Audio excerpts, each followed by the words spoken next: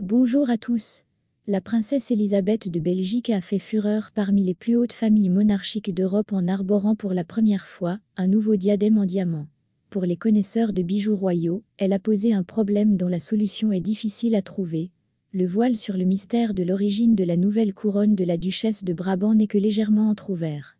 La principale version de l'origine du diadème est l'appartenance du bijou à la famille aristocratique britannique Vestey.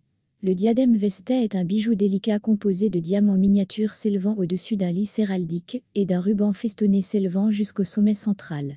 L'histoire de la réussite de William Vestey a commencé en 1897 avec l'organisation d'une entreprise d'emballage et d'expédition de viande. Le Vestey Group a connu un succès international. Le Premier ministre britannique David Lloyd George a décerné à William une pairie pour les services qu'il a rendus en acheminant des provisions au front pendant la Première Guerre mondiale. Pour avoir fait don de 20 000 livres sterling au trésor du pays, William Vestey a été nommé premier baron Vestey. Le diadème appartenait à la seconde épouse du baron, Evelyn Broadstone. L'épouse de William Vestey était une femme d'affaires talentueuse. Entrée dans l'entreprise de son futur mari comme simple sténographe, elle saisit rapidement l'essence des affaires Vestey Group, prenant bientôt le fauteuil du chef.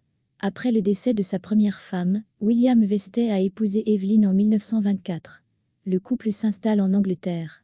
Quelques mois après le déménagement, la nouvelle Lady Vestey fut présentée au roi George V et à la reine Marie à la cour. Evelyn est apparue à la réception en portant un diadème de diamant. Le couple n'ayant pas laissé d'héritier direct, le diadème a été transmis au fils du premier mariage du baron Vestey. Les bijoux sont restés dans la famille Vestey pendant au moins 3 générations supplémentaires.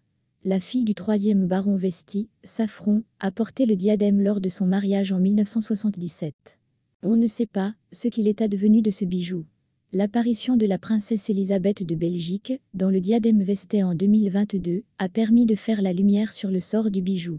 Selon la réponse officielle de la maison royale belge, ce bijou ancien a été acheté par le roi Philippe et la reine Mathilde lors d'une vente aux enchères pour le 13e anniversaire d'Élisabeth en 2019. Reste à savoir s'il s'agit d'une tiare Vestey. Il est certain qu'il y a une ressemblance évidente entre les bijoux. La deuxième version de l'identification du diadème consistait à le comparer au diadème de perles de l'impératrice Alexandra Feodorovna. Le diadème de l'épouse de Nicolas II n'étant pas unique, une certaine ressemblance avec d'autres œuvres de joailliers européens est tout à fait acceptable. Sur cette base, il n'y a pas de traces russes dans la couronne belge. Quelle que soit l'origine du diadème de diamant de la princesse Élisabeth, il constituait un ajout approprié au trésor de la future reine. Merci d'avoir consulté ce site.